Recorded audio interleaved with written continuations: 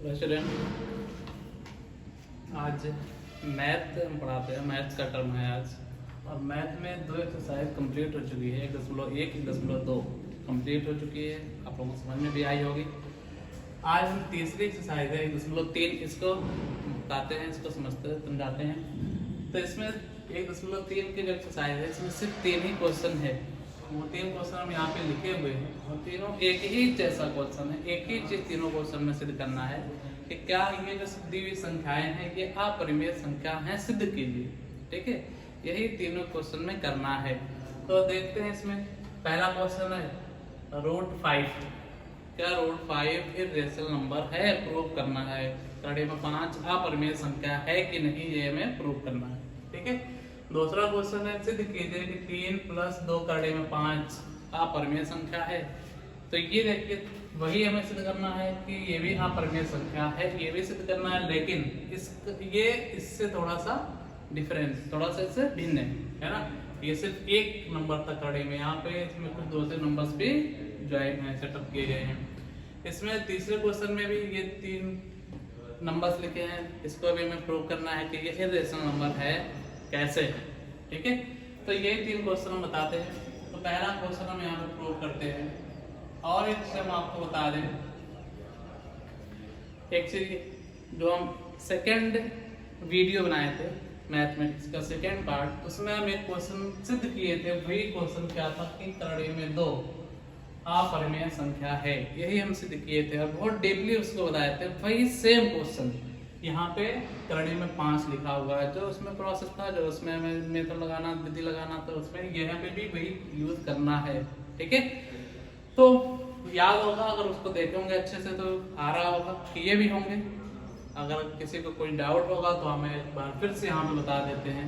उसको बताने के बाद इसमें हम थोड़ा सा हिंट देंगे, इसको भी आसानी से लगा लेंगे। ठीक है, तो हम बताए थे कि ऐसे क्वेश्चन में जब हमें सिद्ध करना होता है कि करणी में 5 एक क्या है, अपरिमेय संख्या है, ऐसे क्वेश्चन को जब हमें सिद्ध करना होता है तो हम कंट्राडिक्शन मेथड यूज करते हैं। कौन सा? विरोधाभासी विधि हम प्रयोग करते हैं। विरोधाभासी विधि क्या होती है? जो हमें सिद्ध करना है, जो प्रूव करना है, उसका अपोजिट हम सपोज कर लेते हैं, है ना। जैसे भी यहाँ पे देखे, हमें √5 को इर्रेशनल नंबर, करणी में 5 को अपरिमेय संख्या सिद्ध करनी है, तो हमें इसका अपरिमेय संख्या इर्रेशनल नंबर प्रूव करना है, तो हम इसको सपोज कर लेंगे कि ये क्या है, रेशनल नंबर है, ये क्या है, परिमेय संख्या है। तो मान लेंगे, माना √5 एक परिमेय संख्या है। ठीक है, मान क्या लिए? मान लिए कि कड़ी में 5 एक परिमेय संख्या है। क्यों? क्योंकि हमको सिद्ध करना था कि अपरिमेय संख्या है। जब अपरिमेय संख्या सिद्ध करना तो मानेंगे कि परिमेय संख्या है। अब इसको परिमेय संख्या मानेंगे तो इसको सिद्ध करते आएंगे, और लास्ट में हमें कुछ ऐसा दिखेगा, क्या कुछ ऐसा दिखेगा कि जो ये माना गया है ये क्या है, हम गलत माने थे। जब ये गलत माना गया तो ये जो हमें अपरिमेय सिद्ध करना है वो प्रूव्ड हो जाएगा। ठीक है, तो अगर ये ये परिमेय संख्या है तो हम जानते हैं कि परिमेय संख्या को P/Q के रूप में लिख सकते हैं। इसमें लिख सकते हैं P/Q, क्योंकि परिमेय संख्या की हम परिभाषा बताए थे कि P/Q के रूप में लिख सकें, और P और Q पूर्णांक को Q 0 ना हो, हर उसका 0 ना हो। तो हम यहाँ पे लिख लेते हैं, जहाँ P व Q पूर्णांक के जगह पे हम लिख देते हैं सअभाज्य संख्या, है ना। जहाँ पे क्या है, P और Q सअभाज्य संख्याएं हैं, तथा Q = 0। ठीक है, ये हमें याद रखना है कि हम P और Q सअभाज्य संख्या या कोप्राइम नंबर, कोप्राइम नंबर क्या होता है, 2 नंबर, 2 ऐसे नंबर जिसका कॉमन फैक्टर सिर्फ 1 हो, है ना, इसका वैनिश गुणनखंड सिर्फ 1 हो, उसको हम क्या कहते हैं, सअभाज्य संख्या। ऐसे समझें कि ये P और Q कोई 2 ऐसे नंबर होने चाहिए जो किसी 1 के अलावा किसी दूसरे संख्या से, दूसरे नंबर से ना कटे। दोनों एक साथ, अलग अलग नहीं, दोनों एक साथ किसी 1 के अलावा किसी और संख्या से ना कटे, उसको हम कहते हैं कोप्राइम नंबर या सअभाज्य संख्या। ठीक है, तो ये P और Q क्या है, सअभाज्य संख्या है। अब इसको हमें करड़ी हटानी है, करड़ी हटानी है तो दोनों पक्षों का क्या कर देंगे, वर्ग कर देंगे, है ना। तो हम यहाँ पे लिखते हैं, दोनों पक्षों का वर्ग करने पर। अगर हम दोनों पक्षों का वर्ग करेंगे तो इसका वर्ग करेंगे तो करड़ी हट जाएगी, और इसका वर्ग करेंगे तो p square upon q square. याद रखेंगे, हम सपोज कर लेंगे let root 5 is irrational number.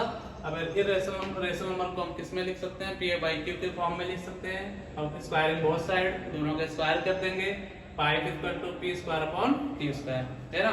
Transpose कर लो, q किधर ले आएंगे तो हो जाएगा 5q square equal to p square, है। Okay clear. अब यहाँ पे देखें, इस कंसेप्ट को समझे, है ना। p स्क्वायर बराबर क्या आ रहा है, 5q स्क्वायर।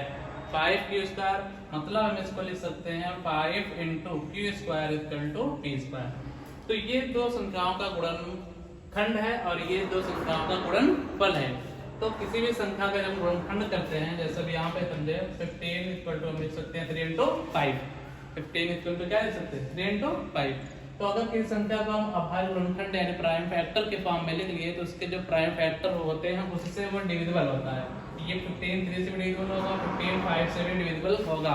यहाँ पे भी जैसे p स्क्वायर का फैक्टर क्या है, 5 और q स्क्वायर दोनों है ना। तो ये p स्क्वायर 5 से भी डिविजिबल होगा, p स्क्वायर q से भी डिविजिबल होगा। तो हम यहाँ पे कंक्लूजन क्या मिला, चूंकि p स्क्वायर 5 से विभाज्य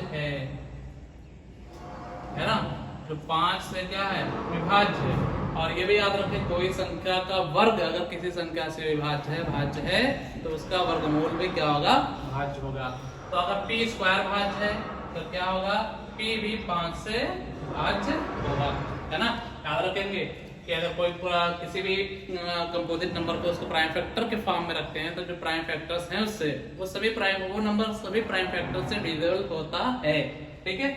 और अगर कोई भी स्क्वायर नंबर किसी नंबर से डिविजिबल है तो उसका स्क्वायर रूट भी उसी नंबर से डिविजिबल होता है, ठीक है। तो p स्क्वायर अगर 5 से डिविजिबल है तो p भी क्या होगा, 5 से डिविजिबल होगा, ठीक है।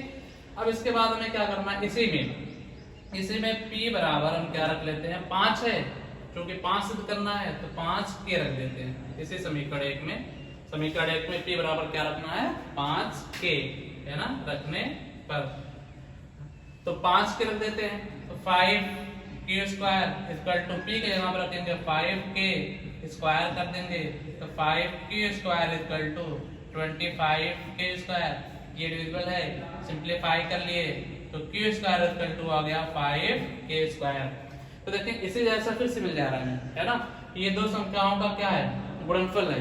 तो जब दो संख्याओं का गुणनफल है अभाज्य गुणनखंड के रूप में है तो अभाज्य गुणनखंड सभी बताए डिविजिबल होता है। तो q स्क्वायर हम यहाँ पे लिख देते हैं, क्योंकि q स्क्वायर 5 से क्या है, विभाज्य है। क्यों विभाज्य, क्योंकि इसका अभाज्य गुणनखंड 5 गुणे k स्क्वायर है ना, 5 इंटू k स्क्वायर है। तो 5 से q स्क्वायर डिविजिबल होगा, q स्क्वायर 5 से डिविजिबल होगा, विभाज्य है। अगर q स्क्वायर विभाज्य है तो क्या होगा, 5 से q भी क्या होगा, भाज्य होगा, ठीक है। याद रखेंगे कि अगर स्क्वायर किसी नंबर से डिविजिबल है तो उसके स्क्वायर रूट भी उस नंबर से डिविजिबल होता है। यहाँ पे हम क्या माने हुए थे, देखिए यहाँ पे माने थे p और q सअभाज्य संख्या है। सअभाज्य संख्या मतलब कि वो एक से अलावा किसी दूसरी संख्या से नहीं कटने वाली थी, ठीक है। लेकिन हमें यहाँ पे कंक्लूजन क्या मिल गया, यहाँ पे कंक्लूजन मिल गया कि p 5 से भाज्य है और q भी किससे भाज्य है, 5 से भाज्य है। अगर p और q दोनों 5 से भाज्य है, जबकि हम माने थे p और q क्या है, सिर्फ 1 से भाज्य, उसके अलावा किसी संख्या से भाज्य नहीं, जबकि हमें कंक्लूजन क्या मिल रहा है कि p और q 5 से भी भाज्य है, जो माने गए कथन के क्या है, विरुद्ध है। यहाँ पे लिखेंगे चूंकि p व q 5 से भी विभाज्य है, जो माने गए कथन के विरुद्ध है ना। क्या लिखे, p और q भी 5 से विभाज्य आ रहा था, p भी 5 से विभाज्य आ रहा था। p और q दोनों 5 से डिविजिबल है, जबकि हमको प्राइम नंबर में क्या सपोज कर रहे थे, p और q 1 के अलावा किसी दूसरे नंबर से डिविजिबल नहीं है। जबकि हमें कंक्लूजन मिला कि p और q 5 से भी डिविजिबल है, जो माने गए कथन के क्या है, विरुद्ध है, जब कार्नेगीय कथन के विरुद्ध है, तो जो हम माने थे यहाँ पे 5 कड़ी में 5 एक परमेय संख्या, √5 एक रेशनल नंबर है, ये गलत है। जब ये गलत है तो इसका अपोजिट वाला क्या होगा, सही होगा। तो हम लिख लेंगे अतः √5 कड़ी में 5 एक क्या है, अपरिमेय संख्या है। ठीक है, ये हमें सिद्ध करना था। क्या सिद्ध करना था कि करड़े में 5 है अपरिमेय संख्या, और हमें आ गया करड़े में 5 से क्या है, एक अपरिमेय संख्या है। ठीक है, तो बहुत सिंपल है, 2 बार हो चुका ये क्वेश्चन एक ही जैसा। उसमें हम √2 को सिद्ध करे थे वीडियो में, √2 को यहाँ पे भी क्या सिद्ध कर दिया, √5। अब कोई प्रॉब्लम मुझे नहीं लगता होने वाली है। ठीक है, तो इसके शॉर्ट करके अगर नोट करना चाहे नोट कर ले। अब इसके बाद हम दूसरा क्वेश्चन देखते हैं क्या है।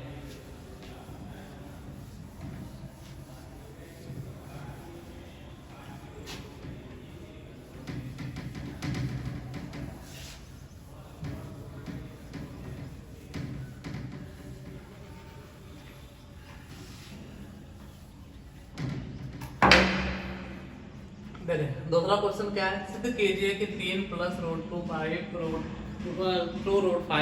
क्या है, अपरिमेय संख्या है। तो इसको समझने से पहले हम रेशनल नंबर या परिमेय संख्या का क्लास 8 का जो पहला चैप्टर है, उसमें अगर आप लोगों को याद होगा तो देखे होंगे कि जो रेशनल नंबर होता है वो क्लोजर प्रॉपर्टी को फॉलो करता है, कॉम्यूटेटिव प्रॉपर्टी, एसोसिएटिव प्रॉपर्टी, ये सब सारी चीजें रेशनल नंबर पे होती हैं। मतलब ये इसका मतलब क्या है कि अगर 2 रेशनल नंबर को रेशनल नंबर में ऐड करते हैं, रेशनल नंबर ऐड होकर भी क्या आता है, रेशनल नंबर ही आता है। परिमेय संख्याओं का योगफल भी परिमेय संख्या होती है। परिमेय संख्याओं का 2 परिमेय संख्याओं का अंतर यानी difference of 2 rational number is also rational number. 2 rational number का डिफरेंस भी क्या होता है, रेशनल नंबर होता है। तो यही कंसेप्ट का मैं यूज करके इसको हमें सिद्ध करना है। ठीक है, तो देखते हैं, मान लेते हैं वही कंट्राडिक्शन मेथड। माना 3 + 2 कड़ी में 5 क्या है, एक परिमेय संख्या है। अगर परिमेय संख्या है तो परिमेय संख्या को हम अभी बताए हैं किस रूप में लिख सकते हैं, p/q के फॉर्म में रूप में लिख सकते हैं। ठीक है, अब इसके बाद ये p/q क्या है, p/q रेशनल नंबर परिमेय संख्या, क्यों p/q रूप में लिख सकते हैं, और q क्या है यहाँ पे लिखना चाहे लिख सकते हैं, p/q को सहभाज्य संख्या है और q = not 0। ठीक है, अब 3 यहाँ पे ट्रांसपोज करते हैं इस तरफ, तो अगर हम 3 को उधर ले जाते हैं p/q -3 हो जाएगा, p/q -3 हो जाएगा, है ना। इसको रहने देते हैं। अभी ये 2 है गुणे में, 2 मल्टीप्लाई है, इसको भी ट्रांसपोज करेंगे तो ये क्या हो जाना है, डिवाइड हो जाएगा।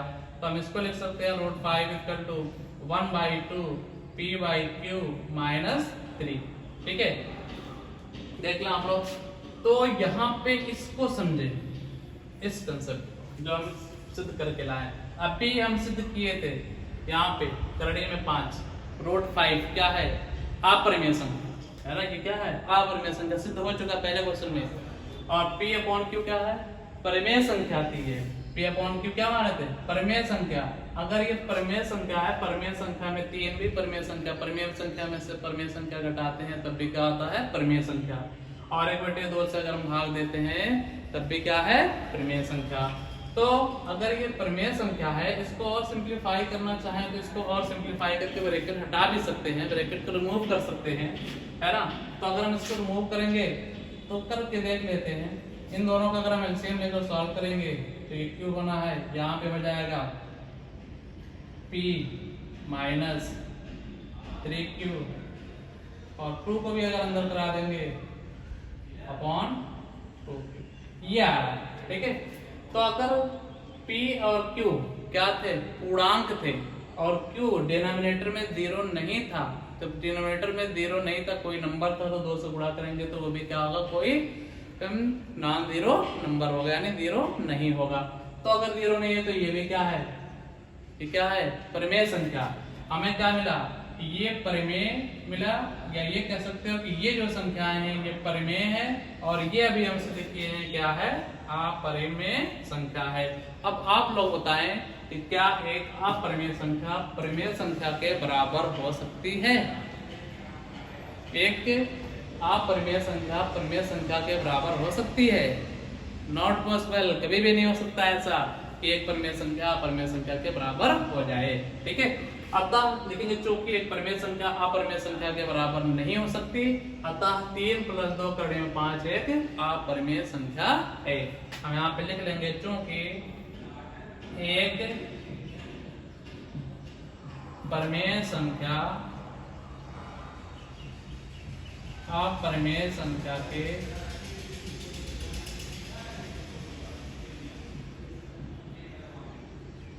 बराबर नहीं हो सकती है ना। हम क्या लिखेंगे, चूंकि एक परिमेय संख्या अपरिमेय संख्या के बराबर नहीं हो सकती, अतः लिख लेंगे 3 + 2 करने में 5 एक अपरिमेय संख्या है। ये क्या हो गई, एक अपरिमेय संख्या। ये मैं सिद्ध करना था, 3 + 2 करने में 5 क्या है, एक अपरिमेय संख्या है। तो ये सिंपल है। अगर अकेले नंबर कोई होगा करड़ी में, अकेला सिंगल नंबर 5, 7, 11, 13 कुछ भी हो, है ना, अगर रूट में है तो उसको हम जो पहला क्वेश्चन है उस तरीके से हल करेंगे। अगर रूट के अलावा कोई नंबर और जुड़ा हुआ है, उसमें कोई नंबर जुड़े हुए हैं, तो उसको हम इस तरीके से सिद्ध करेंगे। ठीक है, ले ले स्क्रीनशॉट, नोट कर सकते हैं। इसके बाद हम तीसरा क्वेश्चन देखते हैं क्या है। तीसरा क्वेश्चन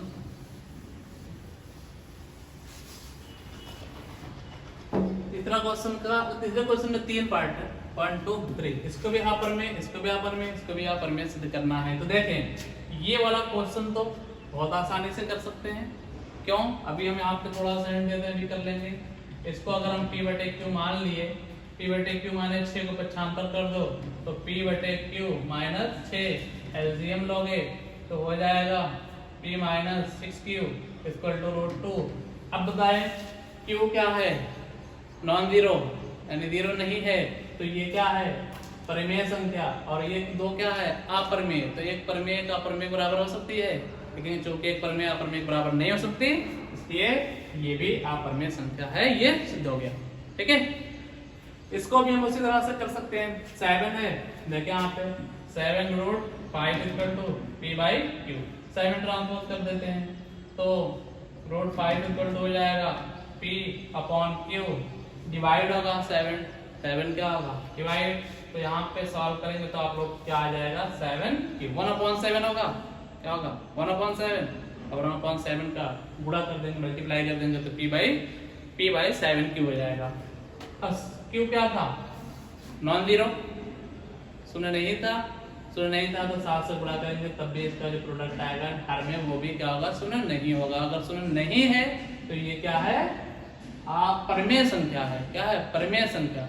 क्यों, क्योंकि हम परिमेय संख्या की डेफिनेशन बताए थे कि अगर उसका हर 0 नहीं है तो वो क्या है, परिमेय संख्या है। और हम यहाँ पे सिद्ध करे हैं क्योंकि q माना गया था 0 नहीं है, और q 0 नहीं है तो 7 से जब तुम उसमें मल्टीप्लाई करेंगे तो उसका प्रोडक्ट भी 0 नहीं होगा। 0 प्रोडक्ट तभी आता है जब दोनों संख्या जिनको मल्टीप्लाई किया गया उनमें से कोई एक 0 हो, तभी 0 आएगा, नहीं तो 0 नहीं आना है। तो अगर q 0 नहीं है, 7 0 नहीं है, तो इसका प्रोडक्ट भी 0 नहीं है। और अगर हर में 0 नहीं है तो वो अपरिमेय संख्या नहीं हो सकती, वो क्या होगी, परिमेय। यहाँ पे कंक्लूजन मिला कि ये परिमेय है, ये अपरिमेय है, और परिमेय अपरिमेय के बराबर नहीं हो सकता, इसलिए ये भी क्या है, अपरिमेय संख्या है। ठीक है, इसके बाद हम ये वाला देखते हैं। पहला मान लेते हैं, इसको भी माना 1/√करड़ी में 2 1/√2 को अगर हम मान लेते हैं एक क्या है, परिमेय संख्या है। इसमें हमें थोड़ा सा चेंज करना होता है, परिमेय संख्या है। अगर परिमेय संख्या है तो परिमेय संख्या को हम लिख सकते हैं किस रूप में, p/q के रूप में। ठीक है, और यहाँ पे वही चीजें हमें लिखना है जो पहले क्वेश्चन में लिखे थे। p व q क्या है, सअभाज्य को प्राइम है, और q इक्वल टू नॉट 0। ठीक है, p and q are coprime number and q equal to not 0। ठीक है, अब यहाँ पे देखें हम, ये डिनोमिनेटर में √2 है, इसके हर में क्या है, करड़ी है, तो हम इसका रेशनलाइज करके, इसका परमीकरण करके पहले हम हर में से करड़ी हटा लेते हैं। ठीक है, तो रेशनलाइज करना क्लास 9th में पढ़े हैं आप लोग, हम कर देते हैं यहाँ पे फिर से। रूट 2 से न्यूमरेटर और डिनोमिनेटर अंश और हर में दोनों में करड़ी में 2 से गुणा कर देते हैं। अगर गुणा करेंगे तो p बाई क्यू, ये हो जाएगा रूट 2, ये हो जाएगा 2। रूट का रूट में मल्टीप्लाई करते हैं और अंदर सेम नंबर हो तो रूट हट जाता है, वही आंसर आता है। ये हो गया p बाई क्यू। अब ये 2 क्या है, डिनोमिनेटर डिवाइड क्या रह गया है, ट्रांसपोज करेंगे मल्टीप्लाई हो जाएगा। ठीक है, तो ये मल्टीप्लाई हो जाएगा तो 2p बाई क्या हो जाएगा क्यू। याद रखें रूट 2 बराबर क्या आ गया 2p बाई क्यू। अभी क्यू क्या हम लिखे थे, क्यू 0 नहीं है। अगर क्यू 0 नहीं है तो ये क्या है, परिमेय संख्या। और रूट 2 अभी हम क्या सिद्ध करे थे, रूट 2 अपरिमेय संख्या, तो क्या एक अपरिमेय परिमेय के बराबर हो सकती है, नहीं हो सकती। अतः ये भी क्या है, एक अपरिमेय संख्या है। ठीक है, हम लिखेंगे चूंकि रूट 2 एक क्या है, अपरिमेय संख्या है। 2p बाई क्यू एक परिमेय संख्या है तथा परिमेय संख्या अपरिमेय संख्या के बराबर नहीं हो सकती, है ना। परिमेय संख्या परिमेय संख्या के बराबर नहीं हो सकती। और यहाँ पे क्लियर है कि ये अपरिमेय और ये परिमेय, ये इरेशनल, ये रेशनल के बराबर कभी भी नहीं हो सकता। अतः जो माना गया था वो स्टेटमेंट, वो जो हम सपोज करे थे वो गलत है। जब ये परिमेय गलत है तो रूट 2 क्या होगा, अपरिमेय होगा। हम लिख लेंगे अतः 1 बाई रूट 2 एक क्या है, अपरिमेय संख्या है।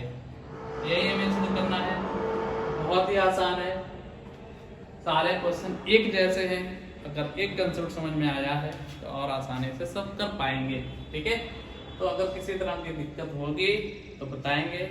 एक एक्सरसाइज और बच रही है, एक वीडियो और बताएंगे, पहला चैप्टर कंप्लीट हो जाएगा। उस वीडियो में एक कम ही क्वेश्चन है, 2-3 क्वेश्चन होंगे मुझे लगता है, और एक ही उस पर कंसेप्ट बताएंगे, एक ही टॉपिक है वो बताएंगे। तो आप अपने से वो सारे क्वेश्चन कर लेंगे, किसी तरह की कोई प्रॉब्लम नहीं होगी। तो एक दिन हम और आएंगे, पहला चैप्टर कंप्लीट होगा।